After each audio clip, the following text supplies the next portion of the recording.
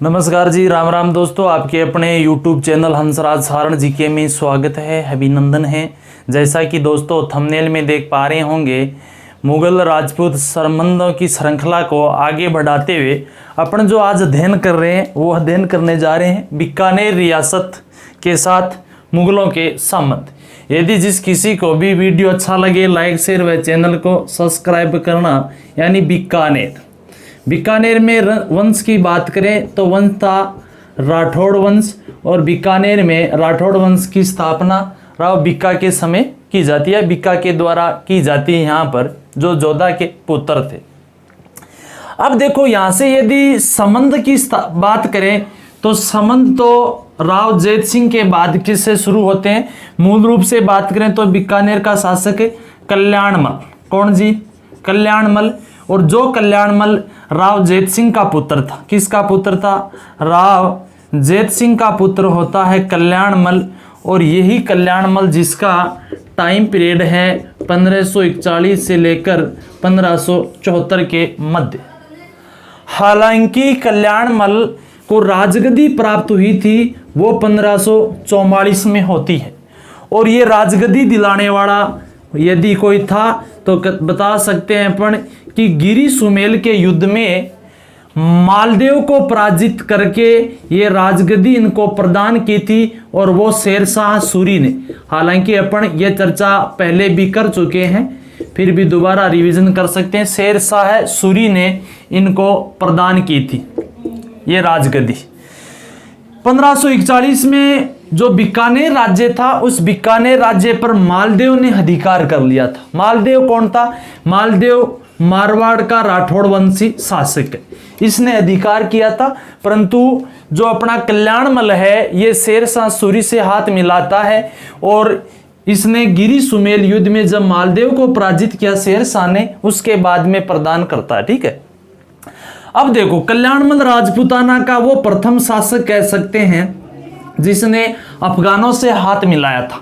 तो अफगानों से यदि हम बात करें तो किससे? तो शेरशाह सूरी से। और शेरशाह सूरी के प्रयासों से ही ये यहाँ का शासक बनता है, राजगद्दी प्राप्त करता है। उसके बाद में मुगलों की यदि अधीनता किसी ने स्वीकार की है बीकानेर के शासक ने, तो वो भी कौन है? कल्याणमल है। मुगल की बात करें किसकी अधीनता स्वीकार की थी? अकबर की। तो यानी कह सकते हैं राजपूताना का वह शासक है जो अफगान व मुगल दोनों अधीनता स्वीकार करता है, तो वो कल्याणमल है। होता क्या है कि नागौर दरबार लगता है 1570 में। कब लगता है जी? नागौर दरबार कब है? 1570 में। किसने लगाया था? अकबर ने लगाया था। और इसी नागौर दरबार में कल्याणमल ने, बीकानेर के शासक ने, मुगल बादशाह अकबर की अधीनता स्वीकार कर ली थी।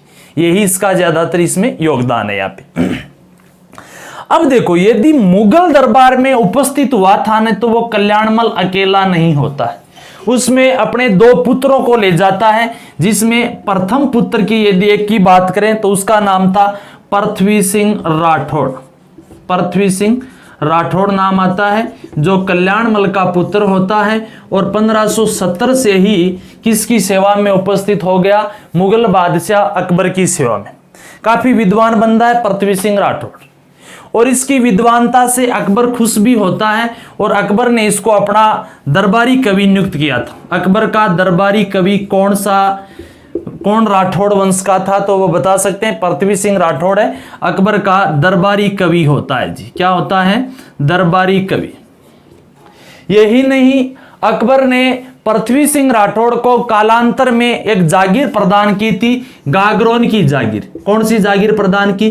गागरोन की जागीर। गागरोन कहाँ है जी? झालावाड़ में। और गागरोन एक जलदुर्ग की श्रेणी में आता है जो काली सिंध व आहू नदी के संगम पे है, यानी जलदुर्ग है गागरोन झालावाड़ में। और ये जो जागीर है वो मुगल बादशाह अकबर ने पृथ्वी सिंह राठौड़ को प्रदान की थी, जो कल्याणमल का पुत्र होता है।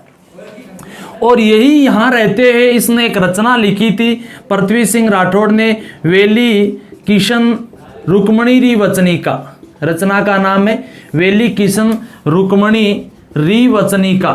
और जो इन्होंने ये ग्रंथ लिखा था, ये ग्रंथ कहाँ लिखा था? तो ये गागरोन दुर्ग में रहते हुए वहीं लिखता है। और यदि इसकी भाषा की बात करें, भाषा कौन सी है? डिंगल भाषा का है। किस भाषा का? डिंगल भाषा का एक महान रचना। इस डिंगल भाषा की रचना करने के कारण जो टेस्टिटोरी का नाम आता है, और टेस्टिटोरी ने इनको डिंगल का हेरोज कहा है।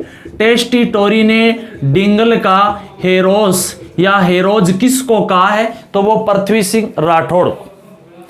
हालांकि पृथ्वी सिंह राठौड़ री जो ये रचना है वेली किशन रुक्मणी री वचनी का, इसको दुर्साहाड़ा ने, किसने? दुर्साहाड़ा ने, जो दुर्साहाड़ा बीकानेर राज्य में रहता था, और दुर्साहाड़ा ने इस बेली किशन रुक्मणी री वचनिका को वेद कितने? 4, 5वां वेद का है। 18 पुराण होते हैं और इसको 19वां पुराण बताया है। यानी बेली किशन रुक्मणी री वचनिका को 5वां वेद व 19वां पुराण कहने वाला दुर्साहाड़ा है। इनको डिंगल का हेरोज कहने वाला, हेरोस कहने वाला कौन है? टेस्टिटोरी है जी, जो राजपूताना में चारण साहित्य का वगैरह का उनका अध्ययन करता है, उसको संकलित वगैरह करने का कार्य करता है टेस्टिटोरी। उसके बाद में यदि हम बात करें तो एक कन्हैयालाल सेठिया की रचना है। कन्हैयालाल सेठिया जो पित्थल व पाथल, और कन्हैयालाल सेठिया ने इस रचना में पित्थल को यदि किसी को अंकित किया है तो वो पृथ्वी सिंह राठौड़ है। कौन है जी? पृथ्वी सिंह राठौड़ है। पाथल के रूप में किसी का भूमिका है तो महाराणा प्रताप की, और ये स्वयं भी पित्थल के नाम से कहते हैं, रचनाएं लिखते थे। कौन? पृथ्वी सिंह राठौड़।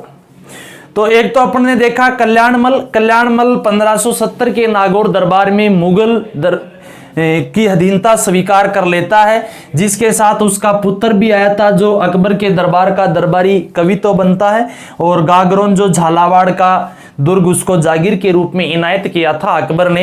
हालांकि अपन ने गागरोन दुर्ग का वीडियो इस चैनल पे बना रखा, आप देखना, वहां डिटेल से चर्चा की गई है गागरोन दुर्ग की। उसके बाद में यदि हम बात करें अगला कोई शासक, तो वो इसी का जो कल्याणमल का पुत्र होता है, और कल्याणमल का पुत्र कौन जी? राय सिंह। कल्याणमल का पुत्र राय सिंह, उसके बारे में चर्चा करेंगे। यानी कल्याणमल का दूसरा पुत्र राय सिंह जो 1570 में नागौर दरबार में उपस्थित हो जाता है। 1570 में जो बीकानेर का राय सिंह होता है, कल्याणमल के पुत्र हैं, ये नागौर दरबार में उपस्थित होकर ये भी अकबर की सेवा में आ पहुंचा था, अकबर की शरण में कह सकते हैं आ गया था। हालांकि सबसे पहले आने वाला या अधीनता स्वीकार करने वाला इनका पिता है। राय सिंह को एक तो देखो सन 1572 में क्या होता है, जोधपुर जो रियासत थी, उस जोधपुर रियासत का प्रशासक नियुक्त किया था। होता क्या है, एक मिनट, जब 1570 का नागौर दरबार लगा था, इस नागौर दरबार के दौरान राजपूताना की 2 रियासतें, जिनमें एक नाम आता मेवाड़ का, दूसरा आता मारवाड़ का, इन्होंने अधीनता स्वीकार नहीं की थी। मारवाड़ यानी जोधपुर, और जब जोधपुर या मारवाड़ का शासक कौन था? चंद्रसेन राठौड़ था, और चंद्रसेन राठौड़ ने अकबर का बहिष्कार कर दिया, उस दरबार का अधीनता स्वीकार नहीं की थी। और उसके बाद जोधपुर पर अधिकार कर लेता है मुगल बादशाह कौन? अकबर। और अकबर ने इस यहाँ का प्रशासक नियुक्त किसको कर दिया? बीकानेर के राय सिंह को। यह शासक बनने से पहले राय सिंह की एक बड़ी सफलता है। हालांकि इनका जो शासन है 1574 से लेकर 1574 में ये शासक बन चुके थे, जो 1614 तक शासक रहते हैं। कौन? बीकानेर के शासक राय सिंह। अब देखो, ये नहीं कि केवल और केवल राय सिंह ने ही यहां पर अधीनता स्वीकार की है। राय सिंह का एक बड़ा योगदान ये भी है, राजपूताना के 2 राज्य क्षेत्र, जिसमें एक आता है जालोर तो दूसरा आता है सिरोही। जालोर का ताज खान था। कौन था? ताज खान था। सिरोही का सुल्तान देवड़ा था। और सुल्तान देवड़ा व ताज खां दोनों यदि किसी के प्रभाव में आकर या किसी के दबाव में आकर मुगलों की अधीनता स्वीकार करते हैं, तो वो किसके दबाव में आकर की थी? तो कह सकते हैं बीकानेर के शासक राय सिंह के दबाव में आकर जालोर और सिरोही दो राज्य जो ताज खां व सुल्तान देवड़ा ने यहाँ की अधीनता स्वीकार कर ली थी। यहां इनकी जो एक और सफलता की बात करें तो जो गुजरात का था, गुजरात का मिर्जा का कोई विद्रोह हुआ था, इस विद्रोह का दमन भी इसी ने किया था। हुसैन मिर्जा आता है, उसका दमन भी राय सिंह करते हैं। गुजरात में किया था हुसैन मिर्जा ने विद्रोह, ये भी। यानी अकबर जो था ना, बीकानेर के राय सिंह से बड़ा ही प्रसन्न था। और बीकानेर का राय सिंह अकबर का राजपूताना में सबसे विश्वसनीय बंदा था मान सिंह। और यदि दूसरा विश्वसनीय राजपूताना में अकबर का होता है तो वो राय सिंह होता है।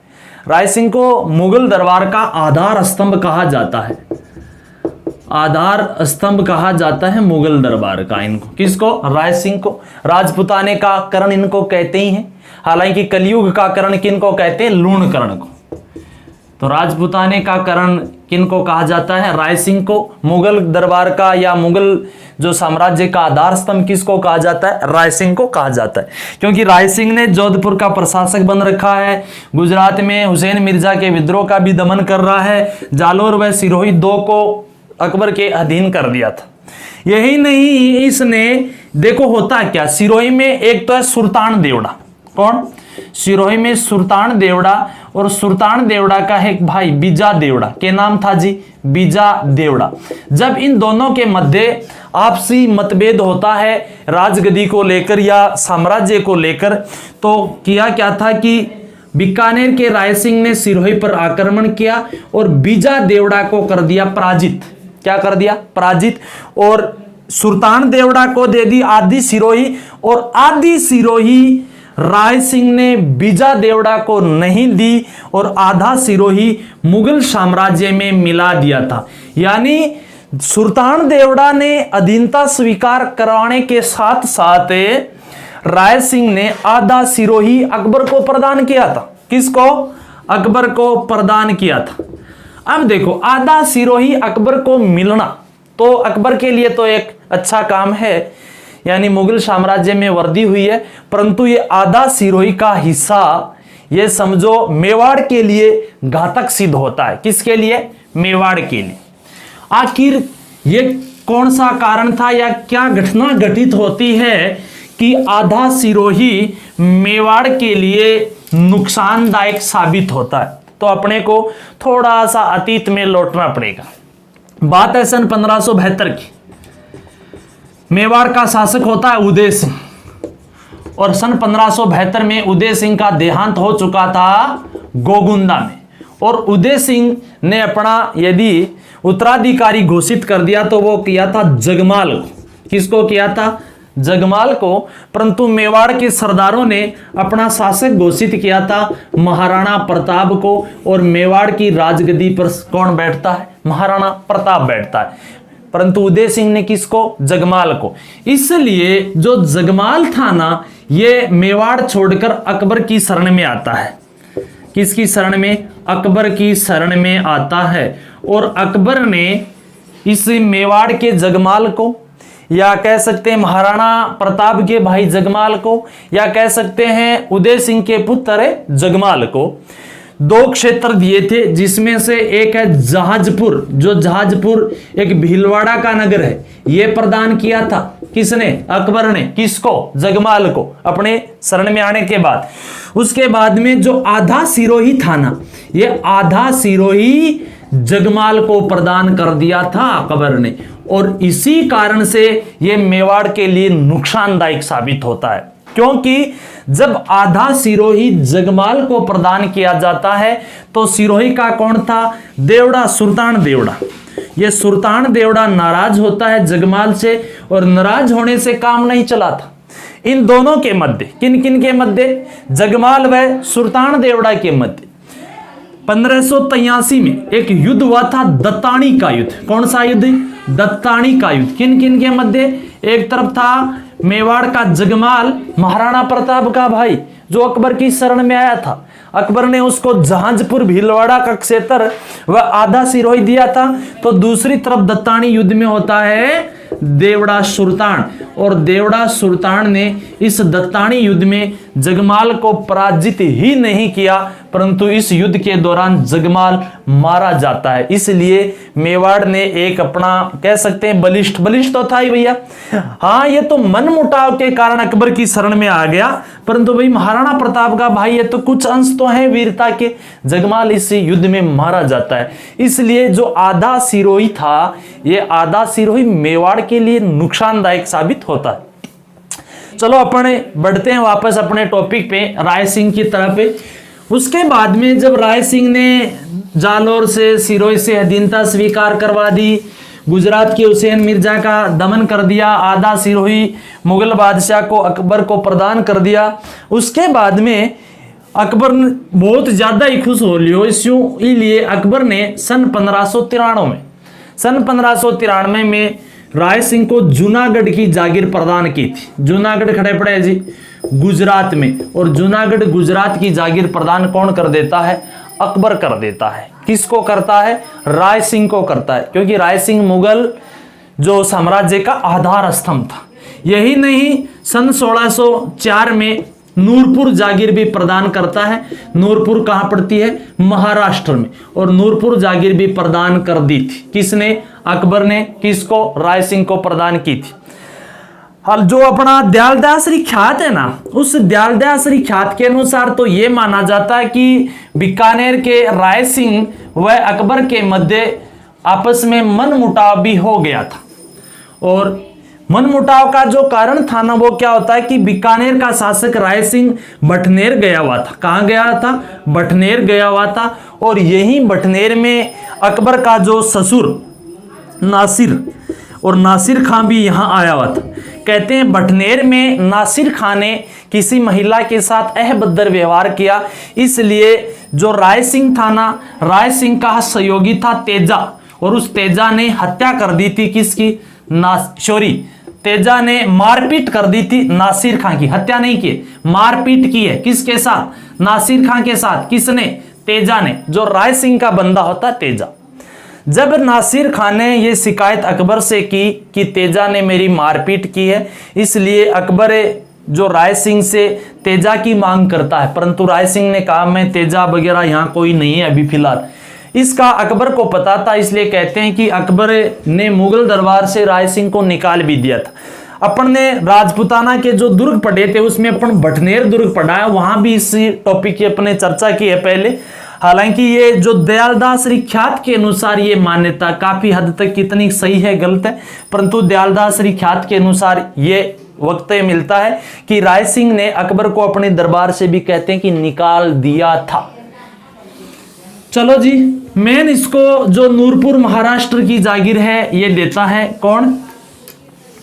अकबर। ये अकबर प्रदान करता है। अब देखो जी, सन 1605 में अकबर का हो गया था देहांत, और अकबर के देहांत के बाद में यदि हम बात करें तो शासक बना था जहांगीर। कौन बना था? जहांगीर बना था। और जहांगीर से इसका कोई विशेष इस दौरान कोई संबंध नहीं रहा था, और इसी प्रकार राय सिंह दक्षिण भारत में ही इनका देहांत हो जाता है। राय सिंह का दक्षिणी भारत में ही क्या हो गया था? देहांत हो गया था सन 1614 में।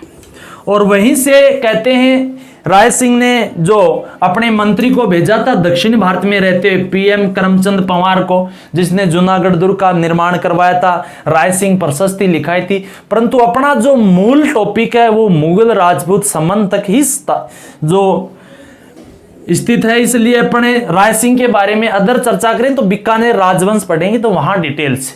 तो धन्यवाद दोस्तों, ये थे अपने दो, एक तो कल्याणमल हो गया, उसके दो पुत्रों की चर्चा की, जिसमें एक पृथ्वी सिंह राठौड़ है तो एक उनका शासक पुत्र राय सिंह जो अकबर का आधार स्तंभ राजपुताने का करण कहा जाता है, अकबर का दूसरा विश्वसनीय बंदा था मान सिंह के बाद में। जिस किसी को वीडियो अच्छा लगे लाइक शेयर, चैनल को सब्सक्राइब करना जी। धन्यवाद।